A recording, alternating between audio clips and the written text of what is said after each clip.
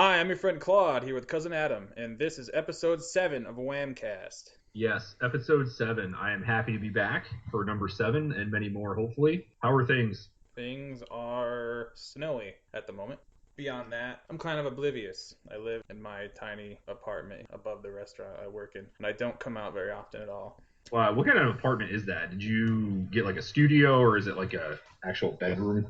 It's technically 2 bedroom. It's about the size of a studio. Yeah. The second bedroom, there's like one traditional bedroom, and then the second bedroom, you can tell, was shoehorned in here. It was just kind of like a big open living room. It looks like they cut off about half of the living room and put up like a bunch of drywall. Like there's no actual ceiling on it. It's just, it almost looks like a set. And then they put like weird French doors on one side of it. And that's the other bedroom. Wow. You've lived in some weird places. You're not kidding. That apartment I lived in Clifton Park when Danica was my roommate, her room was actually considered a den.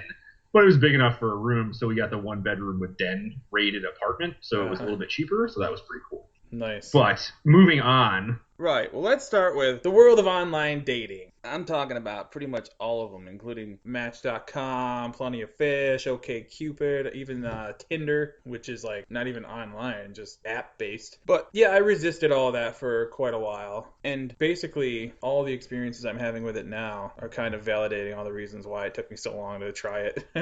Well, of course.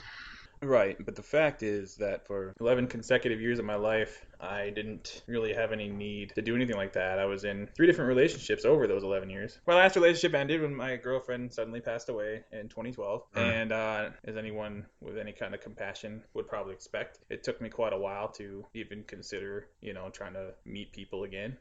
And a little over 2 years went by and I started trying it. I had varying degrees of success, but not really much. But essentially across all of those different sites and platforms that I mentioned, one theme seems to be pretty much consistent, and that is that the vast majority of people on there are on there for a reason. Whatever that reason is may be slightly different from individual to individual, but ultimately they have one of the following criteria, or one or more of the following criteria. A lot of times they're just straight up unattractive people, and it's the elephant in the room. But let's be honest, I guess it's not all that surprising to find people that are a little less easy on the eyes, to be on those sites. So there are a fair amount of those kind of people. And more power to them. Everybody deserves to try to find somebody. That's not holding that against anybody. But ultimately, I think most people aren't necessarily going to seek them out. I mean, it is just the way we are as humans. We're superficial. Another common reason is that they're just flakes. They're just wishy-washy.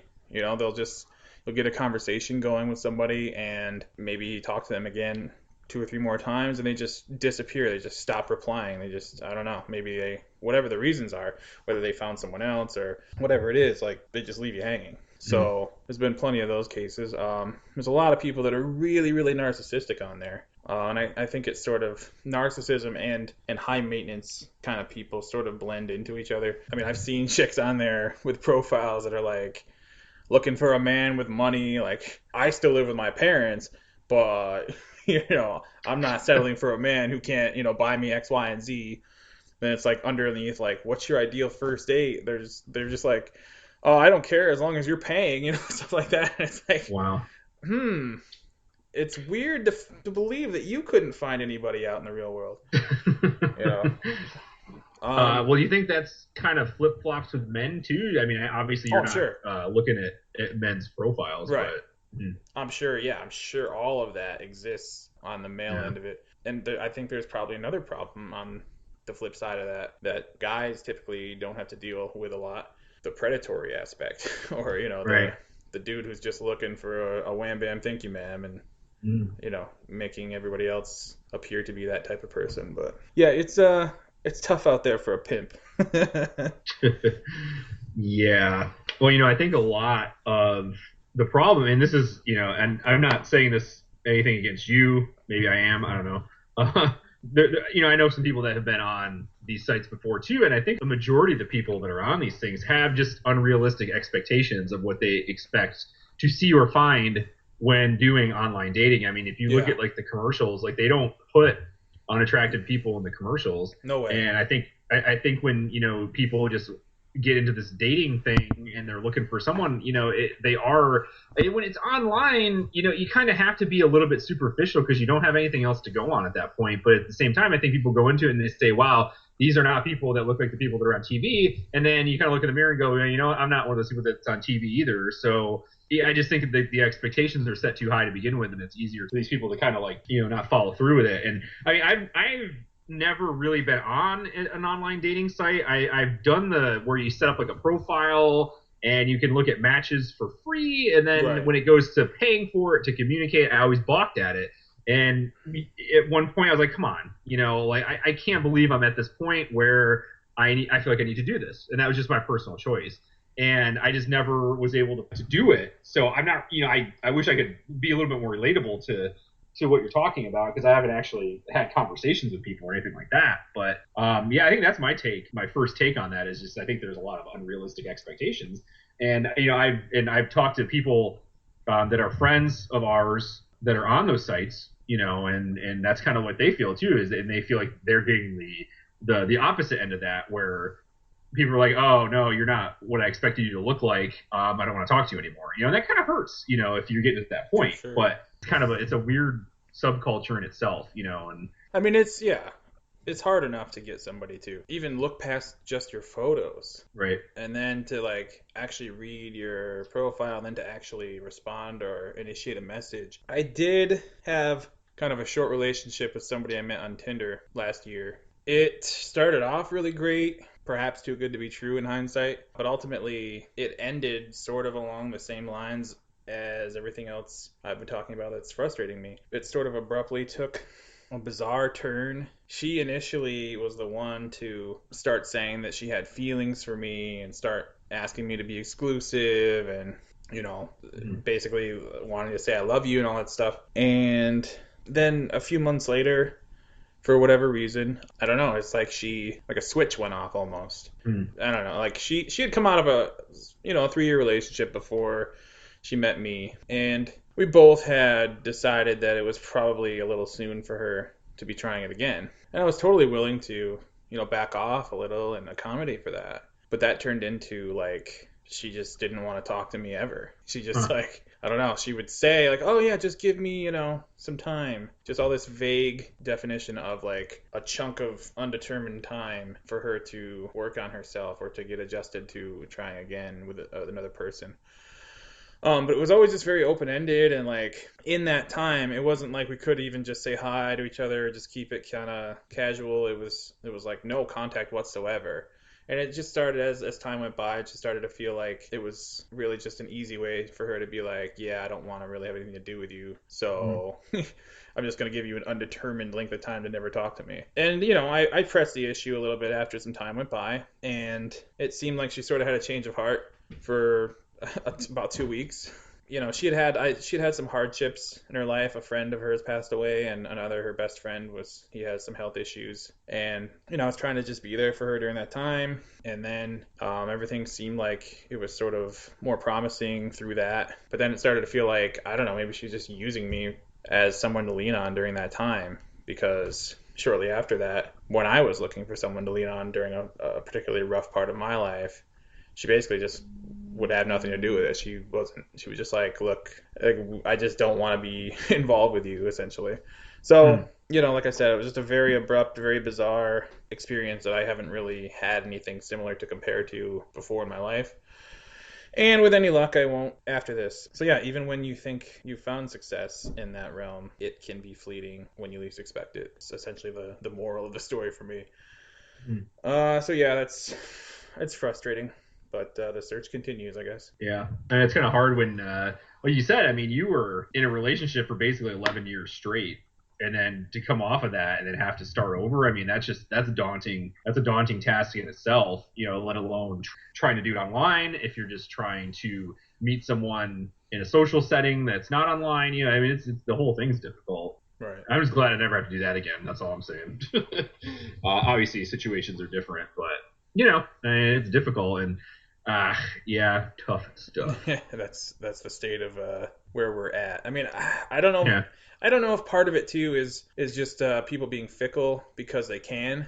especially on something like Tinder, which is 99% based on your picture alone, and you just like fucking swipe it to the right or the left based on whether you like it or not, or hit the X or the heart. So it's like the appeal of it really is less about making a connection with somebody that you find interesting or want to get to know better than it is turning appearance-based judgment into a game. It's like addicting to sit there and go, nope, nope, nope, yep, nope, yep, nope. And it just becomes more about that than, what it's supposed to be for, I guess. Yeah, well, is that what it's supposed to be for dating? Like, how do you contact them? Well, yeah, on the surface, yes. It's used much more frequently for just like hooking up and one night stands or whatever. Huh. But the design of it is it's based off your Facebook profile and photos. And I mean, you get to still write whatever you want them to see about you, and you can still pick whatever photos you want, but you pick from what's already on your Facebook. So you go through saying yes or no to all these people within a certain radius of where you live, and all those other people in that same radius are doing the same thing to your picture. So if you happen to say yes to a person and they happen to say yes to you, then you're allowed to interact with each other. Well, otherwise you can't message through that app until you both like each other. Yeah, I was looking at the app in the App Store, and yeah, it's got mostly 1-star reviews, and I don't know if that's just because of like how the app interfaces or anything like that, but yeah, like this guy says, it's fun when you're bored. Right, exactly. Tinder's great to use when bored. Meetings, boring luncheons with coworkers, that long bathroom trip. Well, that's can you imagine sitting there in the bathroom just swiping this thing back and forth? Well, I'm not going to download that, but I'm just curious to look at the store there. Huh, interesting. Yeah, I did hear some fleeting rumors about that being more of just like a hookup type thing. You'll see like advertisements on web pages like, oh, this is better than Tinder for hookups. Right, and you're like, exactly. What are you talking about?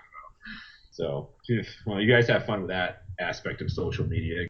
So speaking of long bathroom trips, I did have a little main personal topic gripe of my own. Grown men just somehow forgetting how to go to the bathroom. And I don't mean like in a public place where like the entire public goes, not like, I'm not talking about like a Walmart bathroom or something like that. That's used for emergencies only in my experience. But anyway, I work in an office at a relatively large company, and I just kind of feel like for some reason people revert back to like this childlike, ridiculous behavior when it comes to going to work at an office.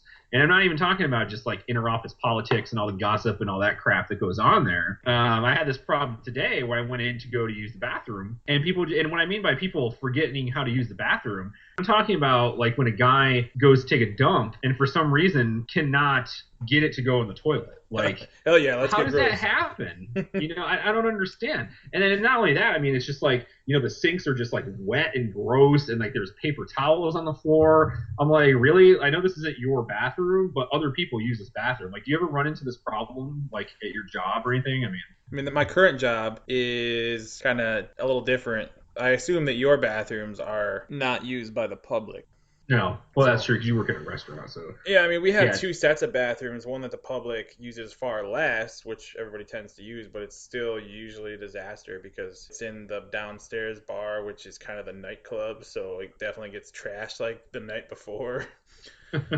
And the main bathroom is like you wouldn't want to use it, not necessarily because it's so heinous or anything, but just because it offers like almost no privacy whatsoever. But yeah, in plenty of past jobs, I've run into that exact scenario or those several scenarios at every single job. There's always that mystery guy, whoever he is, that's going in there and just like making it his duty, no pun intended,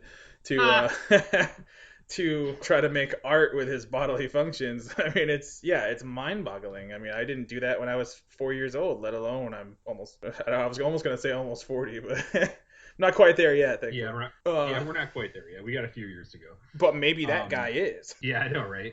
It's weird because not only with this instance today, I mean, it wasn't like completely disgusting, but obviously I didn't use that particular bathroom, so I left and found another one. But I remember when I first started working, oh gosh, this was like 6 or 7 years ago, and it was actually in the ladies' room. Someone had like smeared poop like all over the walls and like intentionally defaced this bathroom with their fecal matter. It's insanity. And, I mean, you can get into the psyche of this person, like, wow, so not only did you decide to do this, you had to like touch your own poop. Right. and then like smear it everywhere. But it became a problem where it happened like a couple days in a row, so they had to have a security guard stationed outside the bathroom so that if someone came out and then the next person came in, it was like, oh, someone did it, they could figure out who it was. But I don't think they ever caught the person that did it.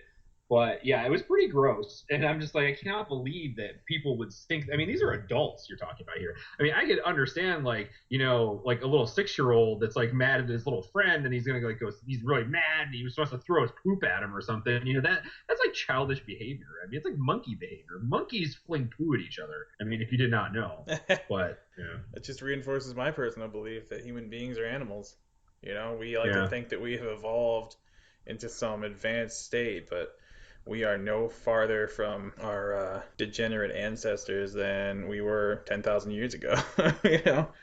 Yeah, we're definitely, if we are advanced a little bit, it's not by that much. So there we go. So yeah, that was just my little thing that happened today. And like, you know, I said when your brother was on here a couple episodes ago, you know, there's always one thing every day that my interaction with the public that I just have a bad feeling about. And today it was our restrooms. So well, yeah, it's gross. It's fucking, that is absolutely animal behavior. I don't think you need a security guard though. I think you need Bob Saget. There's shit everywhere. Then he'll publicly shame whoever the person was. Yeah, I'm down with that. I'm down with some public shaming for behavior like that. I don't care. You do stuff like that, you deserve to be publicly shamed. Well, I mean, today's instance was not, you know, any intentional act. It was just someone forgot like how far to sit on the toilet seat or something, and still, you know, whatever. Let's tighten it up, people. If you're listening out there, knock it the fuck off. It goes in the toilet. You know who you are. All right, well, moving on. So what do you want to talk about next?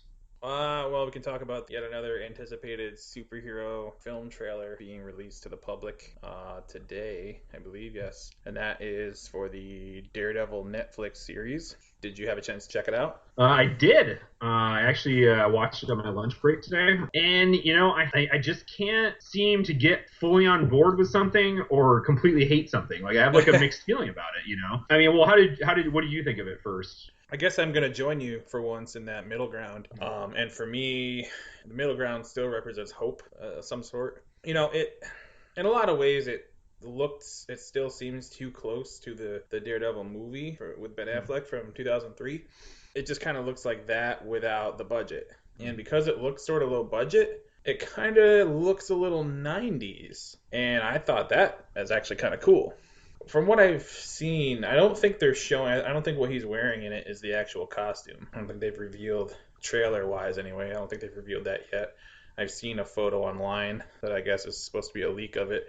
And from what I saw, it was almost identical to what they had in 2003, which is kind of a bummer for me. Because while you can tell in that version who it wasn't necessarily, you know, a faithful representation of his comic book design or anything like that, which obviously I've established on this show that I'm pretty much all for, you know, sticking as close to the source material as possible. But yeah, those are my initial thoughts.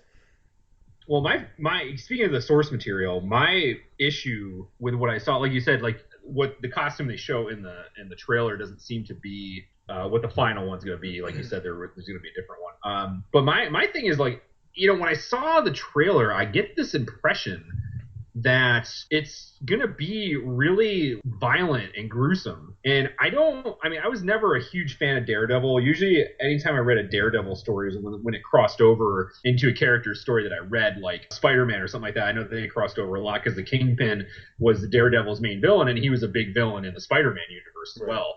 So a lot of times they kind of crossed over. I do not remember Daredevil or really any of those Marvel properties at the time besides the Punisher to be really violent, you know, when it came to the material. Right. And when I saw the trailer, I mean, there was a lot of blood and knives and looking like people were being stabbed. And then not only that, the Daredevil character is in confession with his priest, and he's saying, basically, I'm not here to, like, you know, atone for my sins. I'm asking forgiveness for what I'm about to do. Right. And you kind of get this, like, impression that he's just going to start killing people or being, like, really, like, horrible. You know what I mean? Like, it's like a weird way to bring you into this, and without really knowing what's going on. Because, like, when you were saying, you're like, oh, this, you know, unfaithful costume representation. I'm like, well, this unfaithful character representation. Right. Like, you know, and it's on Netflix, so they're not going to have to follow the same standards as cable television. They can put, nudity, sex. They can put extremely violent behavior. They can put bad language in it.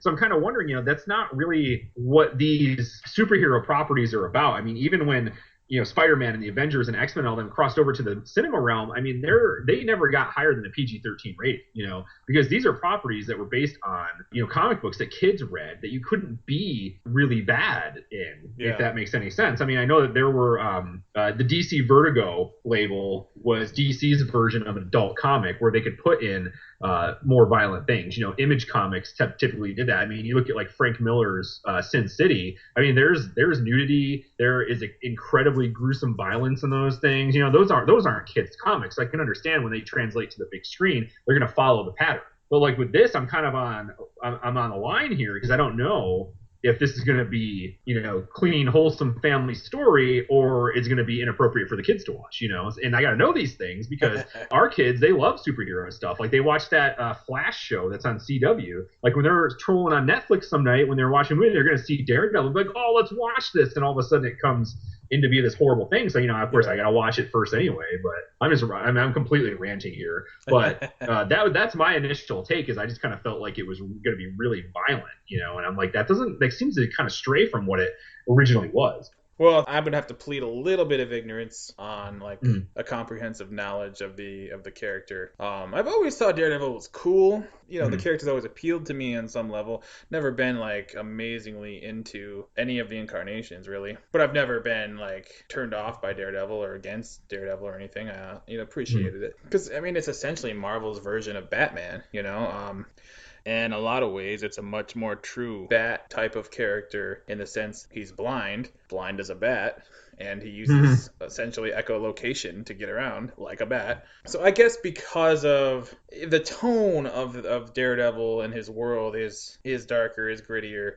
But I certainly think, however, that they're taking a little bit of artistic license with that and sort of almost doing like a character that's Daredevil by name, but almost a Daredevil Punisher hybrid by action or something. I mean, just to play devil's advocate, I guess, it's funny that you mention Frank Miller. Obviously, he's pretty well associated with grittier, more violent comics. He had The Dark Knight Returns as well as Sin City stuff, and also, oddly enough, a pretty legendary run on Daredevil. So I don't know if maybe they're just basing it on the Miller era, where it was a little, stiffer of an upper lip kind of thing.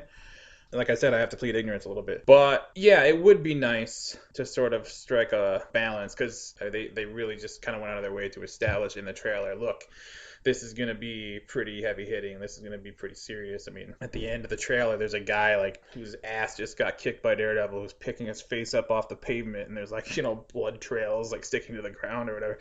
And it's like, yeah, this is pretty, they're not fucking around. So I don't know. I mean, I guess from that, I would imagine that maybe you are going to have to be a little careful letting your kids watch it. Yeah, really anything on Netflix. But yeah, you're right. I'm kind of ignorant myself. Like I said, I never really read the Daredevil book, like the series religiously or anything like that. It's usually just, like I said, it crossed over with something I liked. But I mean, you think about it too, the Ben Affleck Daredevil. I mean, I'll go on the record in saying I didn't think that was the absolute worst superhero movie I've ever seen, but it really wasn't that great. But even, I mean, they used Bullseye, the character, as the main villain, and he was pretty murderous in that movie too, even for who was in it, and it was more of a lighter fare kind of. But yeah, I mean, he was all about killing people, and he did, and it was kind of, I'm like, maybe it was a violent comic, I don't really know, but I just feel like maybe that's why they did it. They decided to go with Netflix, to do that. I'm not really sure, but yeah, I guess we'll have to wait and see again. Watch this and see what we think about it. But there's so many things we're talking about that we haven't even seen yet. It's all speculation. It's like Star Wars movies, Avengers movies, all this stuff going on. But man, it's crazy. We're gonna have a busy summer and winter, I guess. But well, I guess they did their job and they got us talking about it. Right. Yeah. I mean, I'm intrigued. I didn't even know about it until you told me about it. So, I mean, I guess I haven't been trolling the internet as much as I should be in my off time. That's not necessarily a bad thing. Yeah, it's not a terrible thing, but like I tell everybody, I wish I could do this for a living. I'd love to troll the political blogs and entertainment news all day so we can talk about it. But for sure. So, something I want to talk about that I'd mentioned a couple times, just real quick. is this new Star Wars comic that they actually put out, and I believe probably the second issue of this series is probably out already. I think it's the first Tuesday of the month that comes out, so that would have been yesterday. But anyway, Star Wars comics are coming out. There's an actual series called Star Wars, and it follows your usual original trilogy heroes. It takes place in between Episode 4 and Episode 5. Also, there's going to be Darth Vader comic released this month, so the first issue should be out this week as well. Basically going to follow behind the scenes of Darth Vader, and there's going to be a short mini-series on Princess Leia. And now, as we mentioned before, when Disney bought the Star Wars properties, they said that all this expanded universe story material, like comic books, novels, is not official canon, meaning it's not officially a part of the Star Wars story. You can look at it as they're like legends of the Star Wars universe. They're not necessarily true, but they're not necessarily false. So just like believe what you want to believe. But with these comics coming out, and there's actually been a couple novels released already, it is official canon. So these do tie into the stories of any movie property that's going to be coming out. So I want to put that out there right now. So have you heard anything about the new comics or anything like that? Just want me to honestly, no. One here. Just basically only through you. Okay. Right off the bat, I like that it takes place between the original two films, which is the exact same era that Splinter of the Mind's Eye, I guess, which is now considered to be in the Legends category, the not quite happened or didn't happen category. But that was, I think, the very first non-movie related piece of Star Wars fiction, and it was always my favorite. It's the first one I ever read, so it's cool to see something else take place in that same era. Yeah. I do want to mention, we can talk about that real quick. Well, I think that was Alan Dean Foster that wrote that book, if I'm not mistaken. Correct. Excellent. I did read it as well. Now the weird thing about that is, like, yeah, if you looked at it, it was a pretty decent novel. He wrote that novel based on the original script of Empire Strikes Back. So if you read the novel and you know that going into it, you can kind of see where like there's gaps or inconsistencies with what happens later on. So it's not really his fault. You know, the script was changed numerous times since that. So you can kind of tell there's a little bit of romance going on with Luke and Leia, because as far as I know, he never had the intention of them being a brother and sister. The rumor that I heard about that was that eventually Han Solo was going to die in Empire Strikes Back, and that those two would actually get together and be a couple. And you still find out that Luke has a sister somewhere, and he goes to find her. But I think what happened was that he realized he wasn't going to be able to make all these movies that he wanted to, so he kind of condensed some things, and he ended up making Luke and Leia brother and sister. So yeah, that's a little bit of a weird part of that novel, because that never happened. And if you notice when you read that novel, Han Solo is not in that novel whatsoever. Exactly. So he kind of was thinking, oh well, Han Solo is going to be killed off. This isn't going to be a main character, so he didn't even put him in the book.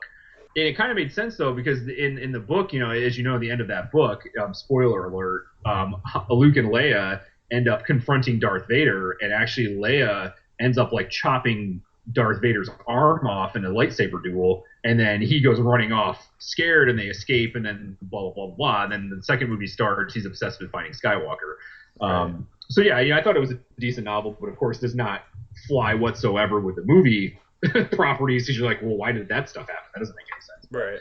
So on the lines of that, I'll get to that in a minute, about this comic about, you know, Vader being obsessed with Skywalker, because, you know, he destroys the Death Star. He doesn't even know who the guy is. He doesn't even know it's his son. And then all of a sudden in, you know, Empire Strikes Back, when they find the Rebel base, he's like, oh, that's it. The Rebels are there, and I'm sure Skywalker's with him. Like, all of a sudden he's obsessed with the Skywalker, because he probably realizes, hey, that's my old name, but, you know, whatever. So there's got to be a point where he kind of like becomes obsessed with him, and they're kind of like laying the foundation for this already in this first issue of this comic book. Basically, I'll just give you a brief synopsis of it. It starts off there's like a moon. It's called like Psi Moon 1, and basically it's like an arms factory for the Empire. And there's like an Imperial officer and some stormtroopers are waiting for a ship to arrive. And apparently it's supposed to be a representative of the Hutts that's going to negotiate some kind of arms deal or some kind of resources deal. So when the ship lands, who walks out of the ship? Han Solo comes out of the ship with R2-D2. Luke and Leia are dressed like those guards like Lando Calrissian was in Return of the Jedi.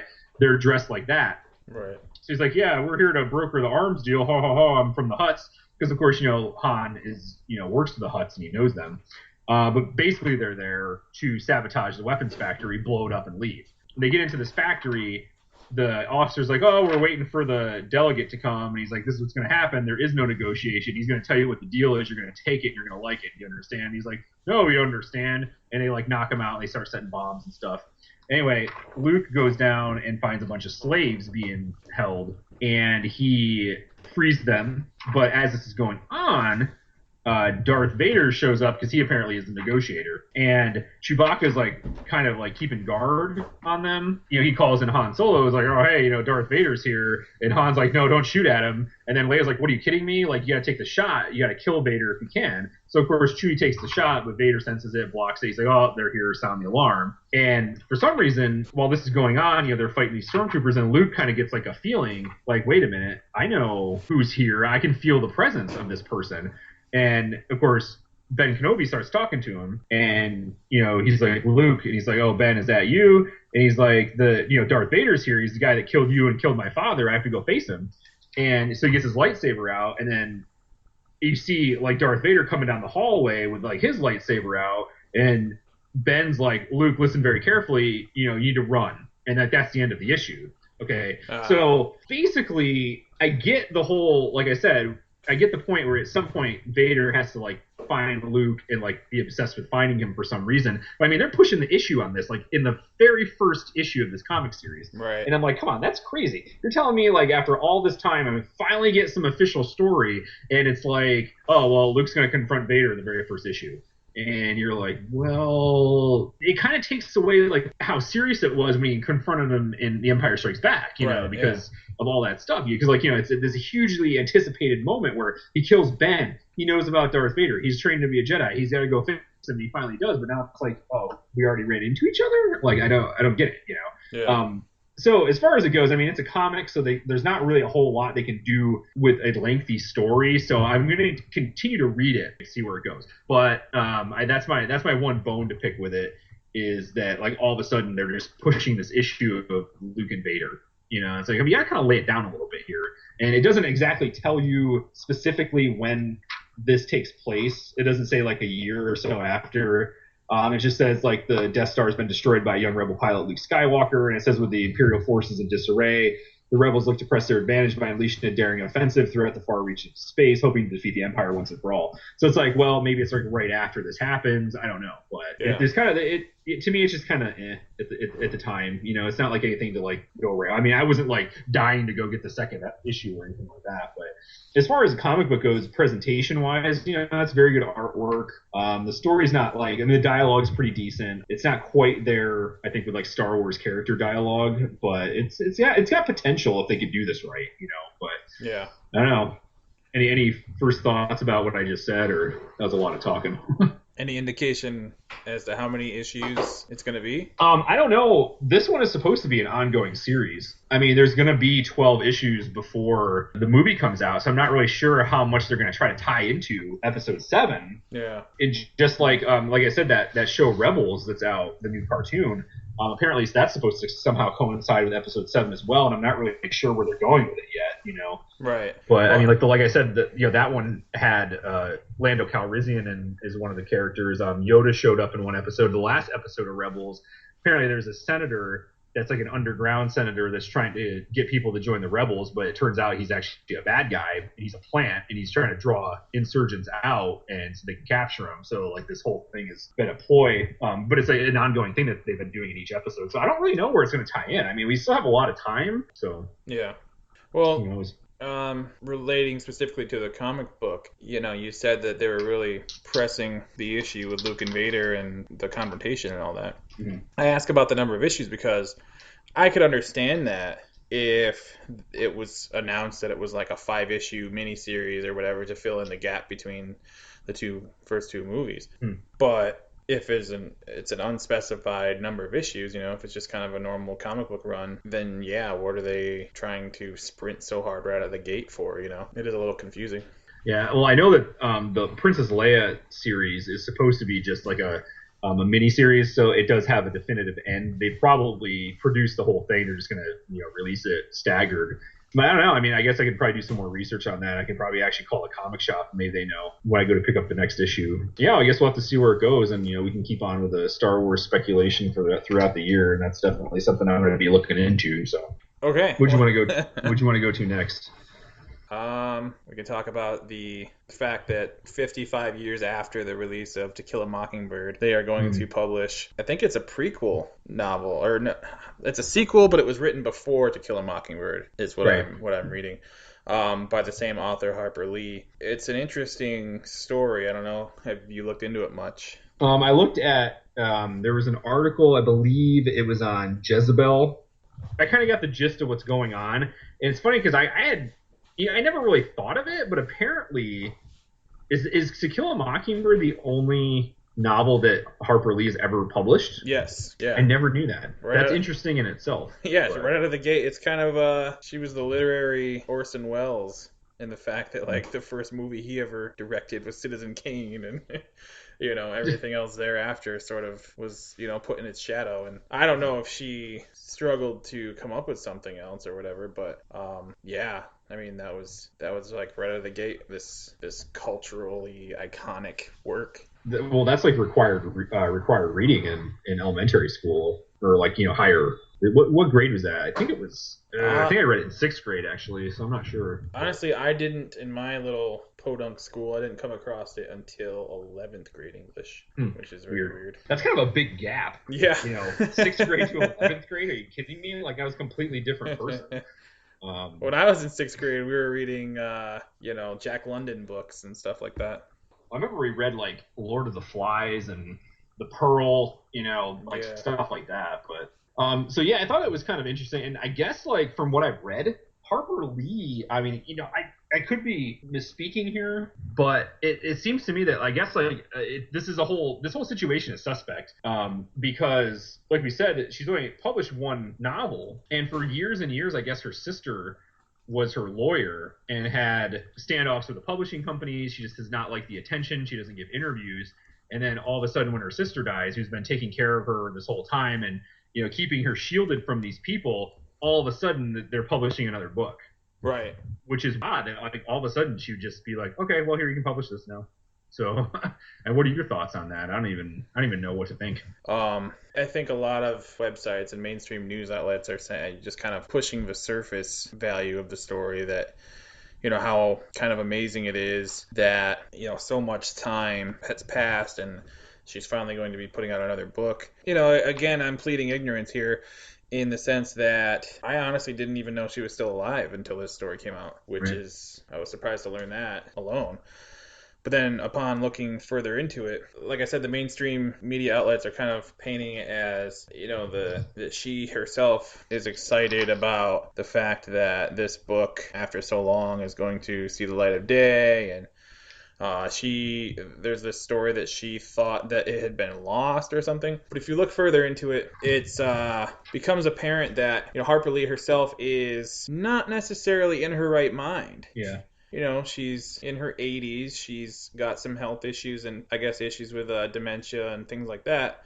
It sort of makes you wonder if she really knows, what's actually happening, or really knows what she's signing. And I don't know. I mean, perhaps if it didn't come out for such a long time, there's potentially a reason for that. I don't know. I just think that, it was just freshly announced a day or two ago, so it's still pretty early on, but it seems like there's more under the surface than meets the eye. Yeah, definitely.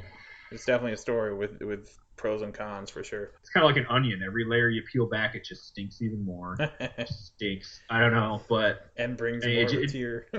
Yeah, I know, right? And I'll be curious to. It's just this story has piqued my interest in it. I'm like, wow, you know what? I wonder if this is going to be just as good as the other one. So I'll probably end up reading it. Like hook, line, and sinker. You got me. Yeah, exactly. So it's like it stinks, but I don't. Did its job. Well, I guess again we'll have to pay attention to how it develops and analyze it further when that happens. Yeah, that'll be like our first book review on our podcast. Is the new Harper Lee book. Do you happen to know what the title of this is? I don't remember. It's Go Set a Watchman. Not sure what that means, but that's the title. Okay. Yeah, that's a weird title. Yeah. Well, I guess To Kill a Mockingbird's not really. Yeah, I was just going to say, in a lot of ways, that's a pretty unique title as well. Yeah. You know, it was written 55 years ago. That's like right smack dab in the middle of the civil rights era. You know, and I think it was a powerful voice to, I mean, obviously it was a made up story, but, you know, it brings, you know, voices to the people that can't be heard, you know, like we've talked about before. For sure. Well, I guess we'll have to wait and see, like you said, how this unfolds. We'll go from there. Alrighty. Yeah. So other things in the news, you mentioned something about that train wreck happened up north of the city on the Metro North line. I guess it was their deadliest train wreck ever. Do you want to talk about that a little bit? Well, I mean, that's, yeah, of course, that, you know, hits me pretty close to home in a way. I've ridden that train line, you know, I don't even know how many times. You and I have ridden that same train several times. Yep. When going into the city for Rangers games and whatnot. Yeah, I used to live down in Beacon, New York, which is a little south of Poughkeepsie, and the Metro North is the line that connects Grand Central to Poughkeepsie. So I guess this train was heading north from Grand Central when there was a car trying to cross the train tracks, from what I understand, and sort of ignored the warning that the train was oncoming and just got destroyed by the train. This morning I had seen an article say that 7 people had now been killed, but everything else I'm seeing is saying 6 people on the train were killed. It's just, you know, obviously it's a horrible thing to, you know, as anybody who's ridden that line or any train, any commuter train in general, can just sort of try to picture, you know, how awful that would be.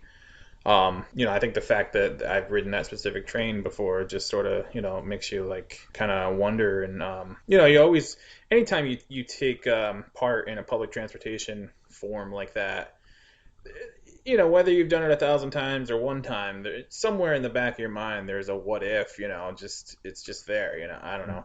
And when something like that actually happens, it's pretty unnerving. Yeah, that's the first thing I thought of too. I was like, wow, Metro North, like, you know, and I thought the same thing you did. Like, how many times did we ride that train?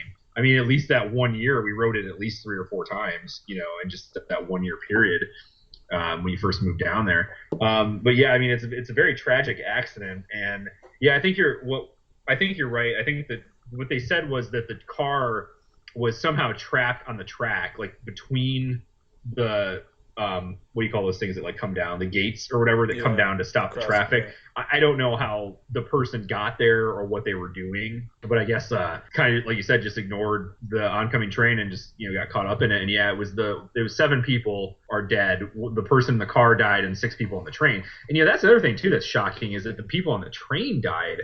And I guess they said that like when they hit the car, like a fire exploded, so it must have been something to do with the gasoline on the vehicle or something like that. But yeah, I mean, it's very tragic. In this case, I mean, looking at Metro North, and you know, I was starting to read some of the articles about this. You know, I was digging into the New York Times online, like their little archive. You know, apparently the Metro North has been under a little bit of more scrutiny over the last couple of years because, you know, they had this like perfect track record of not having any like accidents or anything, but all of a sudden there was a fatal accident in 2013 down near Brooklyn where some people died, and there's been a lot of, you know, not necessarily like fatal accidents, but just some safety mishaps and some things happening. And, you know, there was already like a government investigation, and I know that the Metro North director, a new one came on and was basically bombarded with this report about how, you know, all these unsafe work practices and stuff like that. So like they've already been, you know, like I said, under scrutiny. And, you know, of course, this is just another horrible tragedy that goes along with this. Now, I guess it appears that the train wasn't really at fault in this situation, according to what I've heard so far.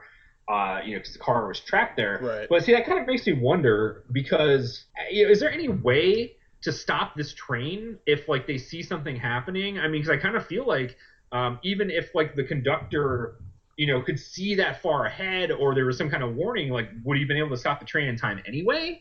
I mean, because I guess they said this was an express service, and as you know, you've been on express service before. Like they don't stop at every single stop. That's the whole point. Right. And they said the train can go up to like 60 miles an hour. I mean, you know, stopping your car at 60 miles an hour is one thing, but stopping, you know, a train, tons and tons of metal on a metal track to stop that going 60. I mean, should there be some more safety procedures? Should they take away the express service to begin with? I mean, it's an odd situation because a car is like trapped on the tracks, so which you don't normally see. But I mean, there's just a lot of unanswered questions, and I guess they're still looking into it too. So Yeah. And what do you think? I mean, should they keep running a service like this? I mean, are we going to be so inconvenienced as people if we have to drive on the trains or ride on the train that's going slower? I mean, who Yeah, knows? I'm of the belief that nobody would stand for the removal of the express line. I mean, you know how you can't ever really go backwards with an advancement for human beings, you know. It's like iPhone 6s have a built-in thing where they explode if you put them in within 10 feet of a baby. So we're gonna have to go back to iPhone 5s until we figure it out. And it's like, that ain't gonna happen. You can't. Nobody's gonna go backwards. Um, especially New York people. You know, people who live and work and commute to New York City. I mean, you can't even get them to stop on the sidewalk in Manhattan to let somebody, you know, cross their path or whatever. So I don't know. Yep. I imagine that would be a huge uproar. Yeah, there's obviously a lot of issues that need to be addressed and looked into. And personally, because I guess I'm cynical, I have a feeling that what's going to happen, at least in the short term, is a lot of ballyhoo and a lot of this should have been done and blame placing and whatnot, and then kind of just back to business as usual till it happens again. Yeah. You know, sadly. I think it was the Bronx though, rather than Brooklyn, where that in 2013, where the accident or the thing happened. Oh, you're right. You're right. Yeah, I misspoke. But yeah, I mean it's just scary to think about, and it's even more scary to think about Yeah. that most likely there will not be sweeping railroad reform. Yeah, I know that kind of makes you think twice about any kind of like you said, public transportation in general. I mean, and for crying out loud, there was a jet crash in Taiwan today. Did you see the news footage of that? Like, No. oh my gosh, like with the cab, like the dash cam on that cab, and saw like the plane just like come right in front of it and like crash into the water next to the highway. And like I guess like 25 people out of 50 something were dead on that too. So it's like, man, like what is going on? I'm telling you right now, do not get in a plane that is owned by any kind of Asian airline company. Right, Like yeah. they were just like, it's ridiculous what's going on right now. All these like suspicious accidents. I mean, it's getting kind of out of control, if you ask me. Like there's some kind of safety regulation there or something that people aren't following over there. I don't know what, but Yeah, I mean, can we sum it up as simply and as reductionistly as Asians make bad pilots at this point? I mean, I don't know. But there has been an alarmingly high concentration of Asian air accidents, so it is a little crazy. yeah, I mean it's nuts. I mean, it just any kind of most of my negative interactions with the public on my daily basis that I keep referring to are typically in my car with either some jerk Right. like following too close to me or something or like not yielding to the right of way. It's like, do people have the basic concepts of traffic law and how to safely operate a motor vehicle? No. So it's like I can't. What are we going to be stuck in our houses for the rest of our lives now? We're going to go back to horse and buggies, like you said. We can't go backwards because Right. we're already advanced. Well, I mean, It drives me nuts. and then to imagine what you said about the plane being seen from the cab or whatever. I mean, imagine it's like you're driving is hard enough as it is. Now we have to deal with planes falling from the sky while we're trying to go to work or whatever. Yeah, Insanity. But yeah. I mean, I don't even know how I would react if I saw that. I would probably literally shit my pants. I mean, but at least as long as you're getting it in your car, not on the wall at work. yeah, or yeah. Don't smear it on the wall. Speaking of Jerks. large objects falling from the sky, I think we have a little bit of follow up on our story from last episode regarding the asteroid. Oh yeah, it's interesting that you brought that up because I'm not even kidding. Like 2 days later, I'm sorry, 3 days later, I go into a bookstore and I kind of decided that I wanted to. I read a lot of books. I typically like right now I'm reading a nonfiction book and a fiction book. It's kind of like alternating so that I get 'cause I mean I like fiction, I like nonfiction. Anyway, I just kind of thought like I wanted to like broaden my horizons and just get more of a general knowledge about stuff. So I started looking through like science magazines that they publish. I mean, there's plenty of reputable scientific magazines, out there that you can read to get, up to date, new stuff like Scientific American. I did pick up an issue called Discover magazine, and basically their slogan is "Science for the Curious." So it's kind of like one of those things where they don't go like super in depth with whatever scientific topic they're talking about, but it's enough for people that are curious, like maybe you or I, about certain things, to just get a general understanding.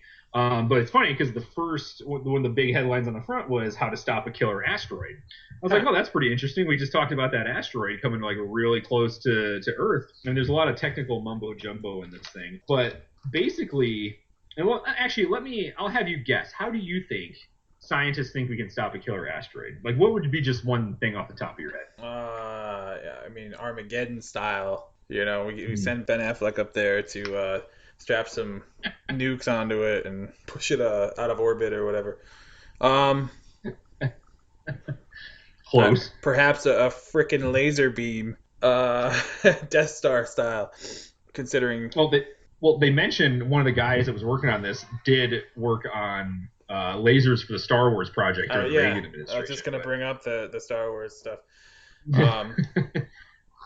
But yeah, I don't know. I mean, I guess brute force would be my guess for humanity's approach. Right. Well, you're close with a nuclear warhead. Basically, they're just going to shoot a rocket at it and detonate a nuclear bomb, which will basically cause it to change direction, to put it in layman's terms. Obviously, you're like, oh, you don't want to detonate a nuclear, and you're talking like when this is like hundreds of thousands of miles away from Earth. So if you detonated like a nuclear bomb that far out of our biosphere, it's not going to, we're not going to get nuclear fallout or any kind of harmful side effects to it. Yeah, so basically that's what it is. I mean, they have this device that simulates the conditions of a nuclear blast, and they have, asteroid material from, asteroids that have, rock that we've collected from, that haven't completely disintegrated in the atmosphere that have fallen. And they just study the effects of like what the forces and like the X-rays that are released from a nuclear blast do. And basically it like disintegrates like a very thin layer of the asteroid, and like all this gas expansion causes it to like change course basically. So it's pretty interesting. I mean, yeah, you just like it sounds easy, but like you don't actually put the nuclear bomb like in, like you don't crash it into the asteroid. You detonate it while it's still some distance away. But you'll still feel like the effect of it. And that's really basically the gist of it. And they say that like an operation of this sort, might take months to pull off, but we're, from like actually launching the missile to intercepting the asteroid. But I mean, depending on the size and the orbit of the object, they're saying, it's going to depend on how prepared we are. Like if we see like in 2 weeks, a planet killer asteroid is going to crash into Earth, then we pretty much have no choice, or we have no chance, Right. But yeah, it's actually, we're a lot closer to being able to do this than we knew. So as long as we have ample amount of time to prepare for it, we should be able to stop it at some point. Yeah, that's crazy in itself. That that's a realistic conversation and not like fantasy. Yeah, it's not. I mean, yeah, and this is like, I mean, I don't know how reputable this publication is, but I mean, it's very interesting stuff, and it's in circulation. But yeah, so for further reading on that, everybody go to you can pick up your issue of Discover magazine. Pretty interesting stuff. Speaking of asteroids, kind of along the same lines of this, there's also another interesting article I wanted to bring up about being able to clone animals, and basically the basis of this article was bringing extinct animals back to life. Because as we know, dinosaurs were most likely destroyed by a planet-killing asteroid. Those poor bastards didn't have nuclear bombs to throw up at it. So, right. To each their own. It's natural selection. But it's actually interesting because this article is about the scientist that gave Michael Crichton the idea for Jurassic Park. Because as you know, in Jurassic Park, they took, they found pieces of amber, and these mosquitoes were like encased and fossilized in this amber for millions of years, and they pull, they bit a dinosaur, and they still had the dinosaur blood in it, so they could extract the DNA from it, and then fill in the gaps with frog DNA, and then basically fertilize an egg and grow a dinosaur. And actually, we're pretty close to being able to do something like that also, but not so much with dinosaurs, but more of like mastodons, or like woolly mammoths, they call them. The Arctic elephants that had the long tusks and really long hair. Because we find a lot of those, I guess you could say, carcasses of those animals more intact than we would dinosaur. So they are finding more and more. They don't call it DNA. What do they call it? Let me just look that up for a second here. I'm sorry. I had this in my head. They call it they need to find a viable nucleus from a cell. Where they're able to finish the genome and create the DNA strand. But basically, if they can do that, they can implant. There's two different ways to implant an embryo, and they would use like an Asian elephant because that's the closest ancestor to a woolly mammoth. So yeah, there's a couple ways to do it. Like you can actually extract the egg from an Asian elephant and then swap that nucleus with the mammoth cell nucleus, if you could construct one, to a degree that you could do it, and then basically you'd implant that embryo into the elephant, and then they would electrically shock it to stimulate mitosis, and then it would form into an embryo, and then the elephant would carry it, and then basically would give birth to a clone of a mammoth. Jesus Christ. Or you could cultivate it use stem cells and then fill in the gaps that way, and kind of like the same process, but you basically like grow it in a lab almost, kind of like what they did with Jolly the sheep. Right. So the whole thing is like, yeah, that sounds awesome, but like, do you think we really should be doing this kind of stuff? I mean, you're talking about like I said, the dinosaurs. It's not like humans came along and killed all the dinosaurs. Like there was some kind of extinction level event that destroyed dinosaurs, or even woolly mammoths were ice age creatures, and they eventually all died, and their ancestors that are alive now are regular elephants that we're used to. So it's like, should you be taking, cloning these animals and then like repopulating the world with them? Like, do you think that's like a moral thing to do? I mean, no. That's the short answer, I guess. Yeah. Any of these sort of topics where you find human beings, quote unquote, playing God, they're all slippery slope issues, because human beings, like we've established, are animals, are monkeys, are ultimately not to be trusted with this level of ability, because as much as there are a myriad of beneficial and legitimate reasons to be able to accomplish something like this, it would invariably be used for nefarious purposes. That's just the way it is. Where does it stop if that's where it starts? It's it's like an avalanche. Again, no pun intended with the Ice Age, but like, it's hard for me because we're not going to stop until we can clone people.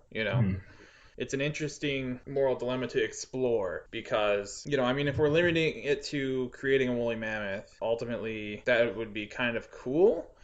Who doesn't want to see what that's like in reality? Mm-hmm. But ultimately, what's the point? Like I said, it's not going to stop there. And I'm somebody who, like I said, I lost my girlfriend.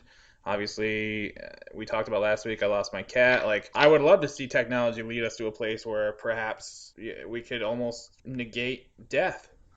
One of my frustrations is how come we have all these advanced ways to blow shit up and to kill people, but we still have no way to stop death, or to really, really prevent it ultimately. Sure, we've got ways to make people a little healthier, but ultimately it's coming. Like you're basically gonna die. There's nothing you can do about it. It's just how long can you prolong how long you're gonna stay alive. Well, yeah, ultimately our technology really isn't that advanced, in the sense of, sure, we can buy ourselves more time, but right. I just think that it opens up too big of a Pandora's box to really be screwing around with, as cool as it would be. Well, it's funny because the article starts off, the scientist they're talking about is Hendrik Poinar. I think that's how you pronounce it. I'm not really sure. But he's in his office, and there's like this really wealthy businessman who wants to pay him millions of dollars to basically work full time to bring back the extinct woolly mammoth. And what the guy wants to do, of course, is open up something called a Pleistocene Park, where it's like it's on like 150 acres somewhere in Toronto, where these woolly mammoths will roam, and people would go pay to see them, Of course. Which is, I'm like, that's like right out of the freaking book, know. But like I said, this guy is who Michael Crichton got the idea from. But I'll share with you the main questions that the article brings up about what we're talking about with this moral dilemma. Basically, the question is, is it okay to bring back an extinct species or something like it simply out of scientific curiosity? Like, are we doing this for some other good or ulterior motive, or is it just because we're curious and see if we can do it? Now, on top of that, like, you remember woolly mammoths were suited for really cold environments. So not only can you just say, oh, here's some DNA and let's clone it, and boom, there it is. what if it doesn't have the necessary, Right. the blood that it's supposed to have to stave off cold weather? What if there's like some kind of, pathogen that's dormant in this DNA and it releases some horrible disease that we've never seen before? Right. Like what if something like that happened? I mean, there's so many other questions you can say about the morality of it, but let's put it this way: dinosaurs and like woolly mammoths, they're extinct for a reason. For whatever the reason may be, whether it's a cosmic, something with nature, whether it's something with God, whatever you want to believe in, there's a reason why they're not here anymore. But like, let's put it this way: how would you feel if we were able to clone, and we can clone a freaking sheep, so we know we can clone animals that are still obviously alive, or not extinct, I should say. Would you be okay with like unleashing the Siberian tiger back into the wild? I mean, that's something that there's like only like hundreds of them left in the wild that men or whoever have killed and poached and are on the brink of extinction. Now that's an animal that we're responsible for killing off. Is it moral to bring back that animal and repopulate it because we've killed it off and it's not some kind of natural killer of it? It's humans. Like, we've done it for the sake that we like tiger pelts or whatever the hell they use it for. You know what I mean? Yeah. What do you think about that? I mean, in a lot of ways, I'd be more in support of something like that. But there's the argument as well that says man is an animal and survival of the fittest, and ultimately nature is still in balance in some way, even if we did end up causing however many animals to be extinct. I don't know that I totally agree with that. Part of me thinks that if that were to be done, it would almost encourage poaching even more, you know? Oh, like, great, you can just make more. It's an endless well. Why can't I just indiscriminately shoot it and sell its body parts, you know? That's a valid point. Yeah. I mean, I think in a utopian world, it would be great to be able to go backwards and to right all of our collective wrongs. I just don't know that such a world exists, or that it would go as smoothly as proposed. Yeah, probably not. I mean, you obviously can't predict the future, and like you said, you think about you're doing some kind of noble thing, but it's just going to bring back more horrible stuff. So it's like, should we just? I mean, I meant with the poaching and stuff like that. Right. It encourages it. But yeah, so should we just focus on conservation efforts from what we have left, and just more aggressively pursue poachers and stop causing global warming, because that's definitely what we're doing. Right. I mean, that you can't tell me that that's some kind of natural balance that we have with the physical natural world. We are changing the climate of our planet, and it's the only freaking planet we can live on. And once it's gone, we're all gone. So Right. I'll get off my soapbox here for that one. We'll talk about that some other time if you want to. But yeah, I mean, it's what it comes down to. Like, yeah, it's a cool idea, like, to be able to see dinosaurs again, but is it really a moral thing to do? And I think that it's definitely an interesting topic to bring up. Speaking of other moral things, there's been a lot of hullabaloo about this in the media, especially today, the last couple of days, about whether or not you should have your kids vaccinated. And I'm at this point where, like, why is this even a freaking issue? Why is this even being talked about, especially in the political realm? Because now it's like they're using it as a political football, they say, with this whole vaccination topic. So, like, what have you heard recently about this? Mainly that the resurgence of measles is sort of bringing this issue back into kind of the national spotlight, if you will. I don't have the numbers, but I know that starting in Disneyland, I believe a bunch of cases were detected and then sort of spread from there. I mean, I myself am on the fence on the issue of injecting yourself with, a piece of an illness in order to train your body to be able to beat the illness.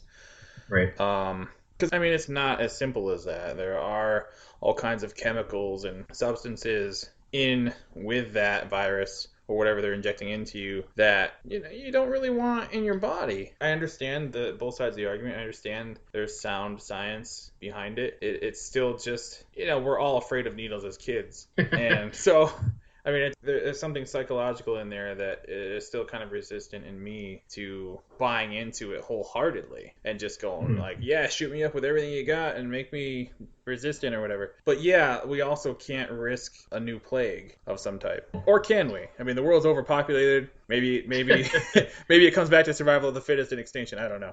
But Yeah, I don't know. There are compelling arguments on both sides. A lot of people who are just straight up like you're an idiot if you say that there's no argument on the side of anti-vaccination would disagree with me. But I'm not really somebody who generally likes to go hard black or white on any issue. So Yeah.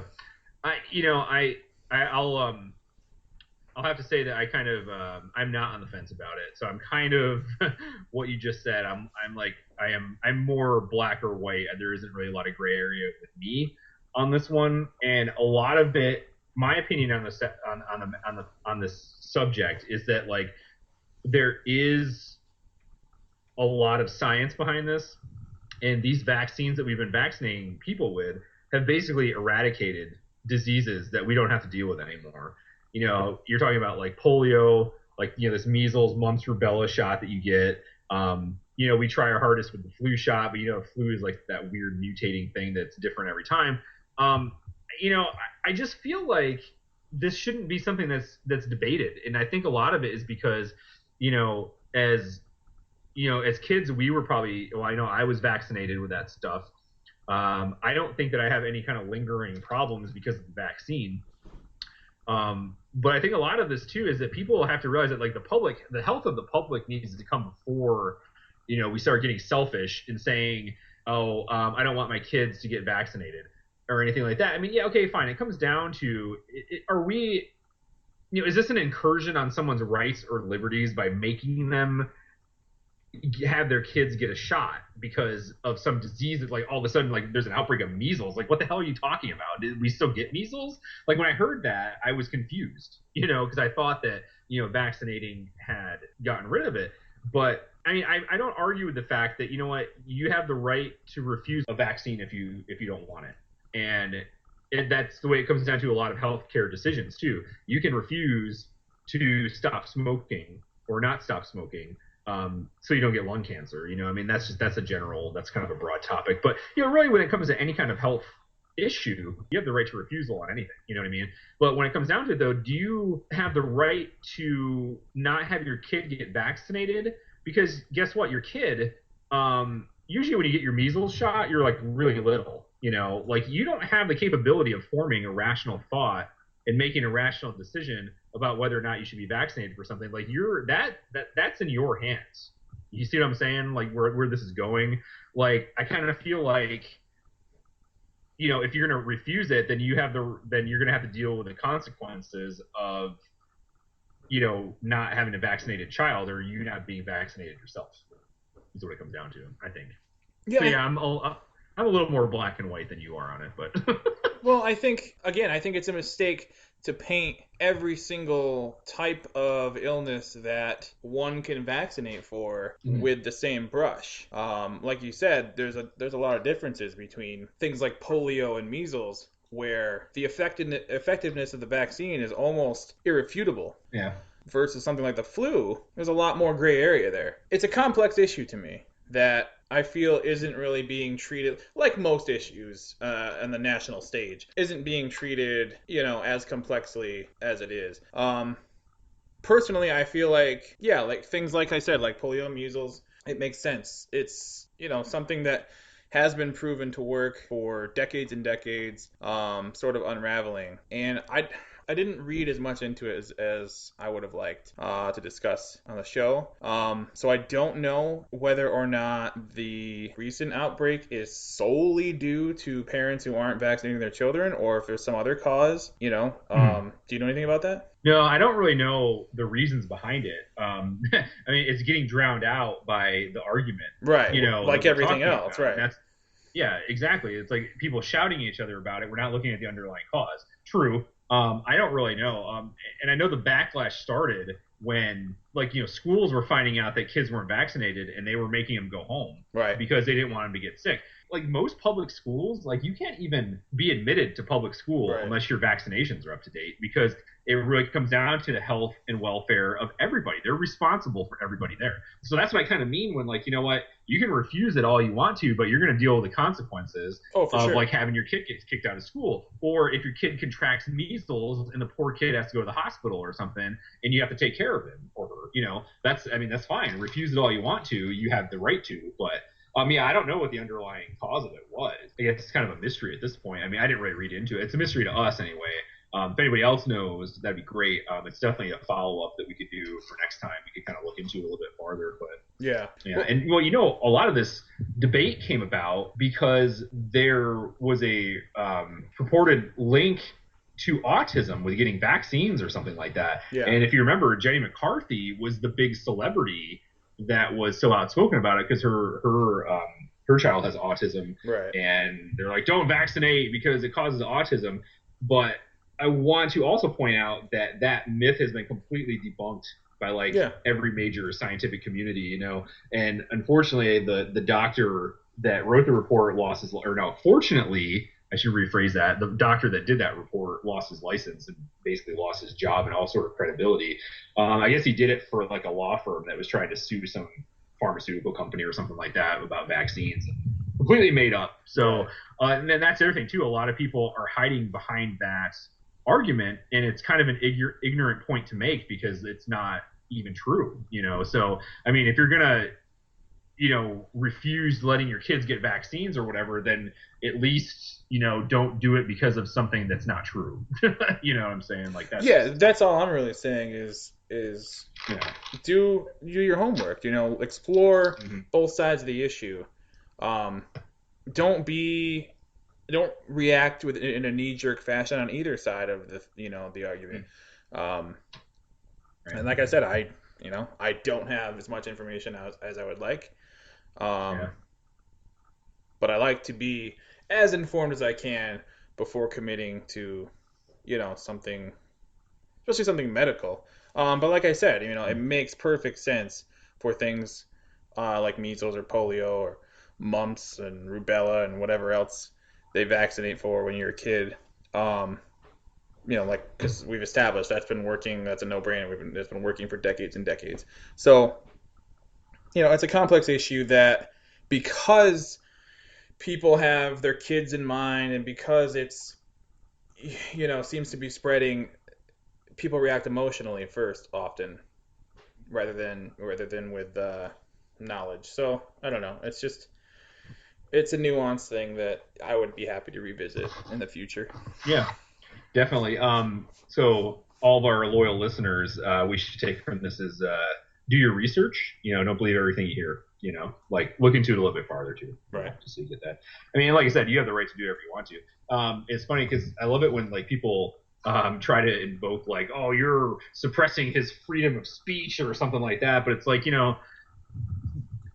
if you're gonna go onto the radio and say some really dumb racist things or something like that, and then I'm just using this as an example, and you get fired for it, that's not an infringement on your free speech. That's you doing whatever you want to and then having to deal with the consequences of it. You know what I mean? People don't understand that. I don't even know why I brought that up. You can probably just cut this out if you want to. We'll talk about that next time. We'll talk about what the freedom of speech actually freaking means, because I'd say 75% of politicians don't even know what the First Amendment means. But whatever. Yeah, I'd say that's a fair assessment. Yeah. Well, politicians don't know much of anything either. I was watching some video about how I think it was Utah. Can't remember what state it was. They made a law saying that if you that having sex with an unconscious person is actually considered rape, and then the guy didn't really understand why that would be considered rape. And it's and you're an elected official. Yeah. I'm telling you, man, I gotta get out of this country. We gotta move somewhere else. Right. Oh yeah, there are plenty of colorful folks in high seats of elected office around this great land.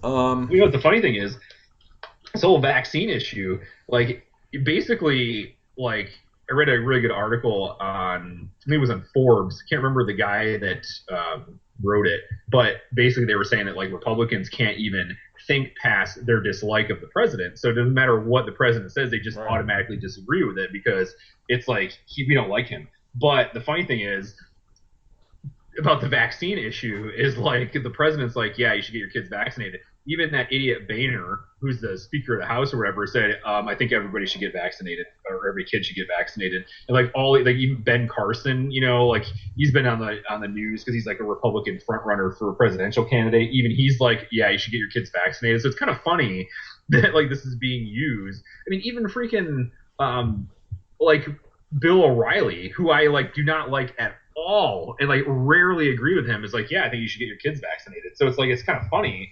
There's some kind of solidarity on this issue, Right. For the most part, which is really kind of weird. I mean, I'm not gonna be like, oh, it's finally happening, we're all getting along, but it's whatever. Right. Well, it's nice to see that some issues are still kind of universally unifying, I guess.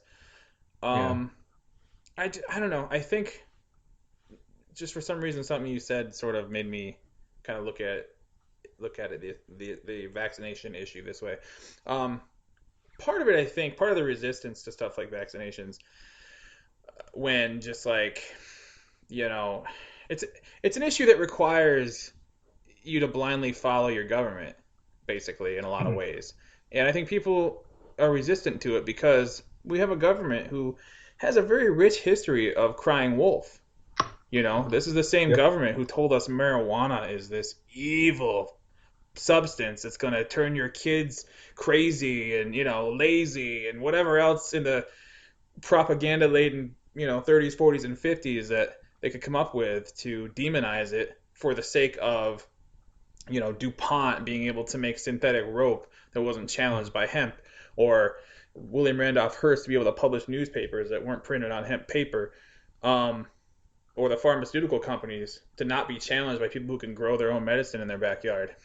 So, Yeah. I mean, that's just one example of obviously government, telling you to blindly trust them and leading the country astray in many ways. So, I mean, I think it's one of those tough things that, I don't know, people, when you combine that with emotional reactions, it's kind of a combustible topic. And the problem is we don't really have time for it to be combustible.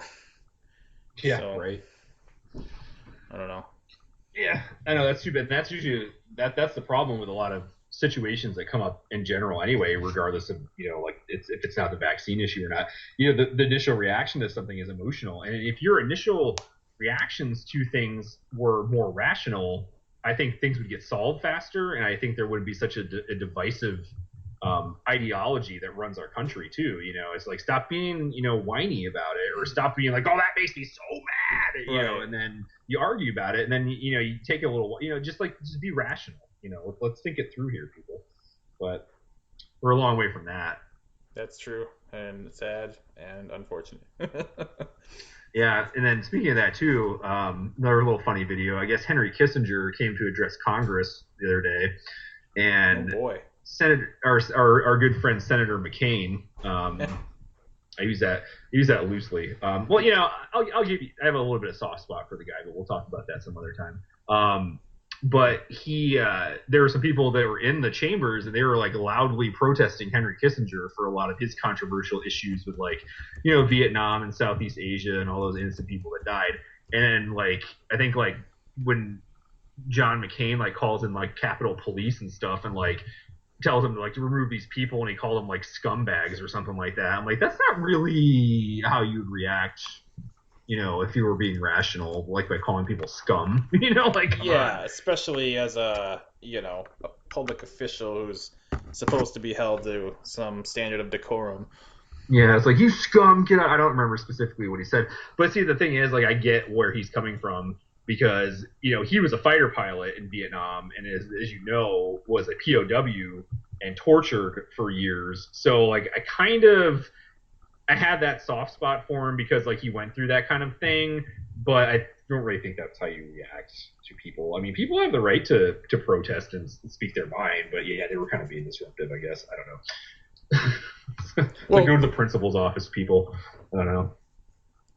I mean, Henry Kissinger himself is a very controversial figure for good reason, who is kind of reviled by much of this country's population, even though it's not necessarily talked about, and Yep. people around the world. I mean, Uh, just based not just based on his actions, but based on some of the things he's said on record over the years are, you know, again, people don't really either know about or talk about, but they're kind of Mm. stunning. Um, I have a few of his more colorful quotes, and they include "The elderly are useless eaters," which is a quote from the book The Final Days, Hmm. also from the same book. He's quoted as saying, "Military men are dumb, stupid animals to be used as pawns for foreign policy." Um, he Huh. he put out a national security memo in April 24th of 1974, where he said, "Depopulation should be the highest priority of foreign policy towards the third world, because the U.S. economy will require large and increasing amounts of minerals from abroad, especially from less developed countries." And that's actually turned out to be very true. I mean, our beloved iPhones and laptops and tablets and all those devices are powered by batteries that are run on minerals that are mined from the third world. And finally, we have him saying, "Today, Americans would be outraged if UN troops entered Los Angeles to restore order. Tomorrow, they will be grateful. This is especially true if they were told there was an outside threat from beyond, whether real or promulgated, that threatened our very existence. It is then that all peoples of the world will plead with world leaders to deliver them from this evil. The one thing every man fears is the unknown. When presented with this scenario, individual rights will be willingly relinquished for the guarantee of their well-being granted to them by their world government." So, uh, He is. directly from the mouths of babes, folks. Or one very specifically creepy babe. So, I mean, I think the fact that he's still involved and powerful on, a national stage in our government or in any capacity is kind of mind-boggling. I don't even. Oh man. Oh, I gotta get out of this town. So that's Henry Kissinger Wow. for you. We should just have like a segment of like historical figures behaving badly. You know. Yeah, pretty much an endless source of entertainment. Ugh. Although I guess entertainment's the wrong word considering how terrifying and real it actually is. That's terrifying. Ugh. It all started with Bay of Pigs, man. I tell you. I'm not even sure what I'm alluding to. Anyway. All right, well, I guess we can end it on that note. That's hilarious. I mean, it would be more hilarious, like you said, if it wasn't so scary. Right. But all right. So I guess for next episode, we will kind of look into this whole measles outbreak a little bit more too. Maybe we can talk about that, or maybe we'll just forget and talk about completely different stuff. So I mean, whatever. You take suggestions too. We can certainly promise everybody a mix of sobering reality and utter frivolity. Yeah, definitely. We'll throw in some more movie trailers too to lighten it up a little bit. But yeah, I think the way we started though, I mean, men not being able to hit the toilet when they take a poop, I thought that was a pretty funny way to start. So, hey, you never know what you're going to get in here. Exactly. Yeah. Keep you on your toes, folks. Yeah. Well, I just want to thank everybody for listening. We actually had quite a few plays of our last podcast. And with that, this has been episode 7. I am your friend Claude, and I have been here with Cousin Adam, and we thank you for That's listening. me. Yeah, Adios. thanks. Next time. Woo! Bye.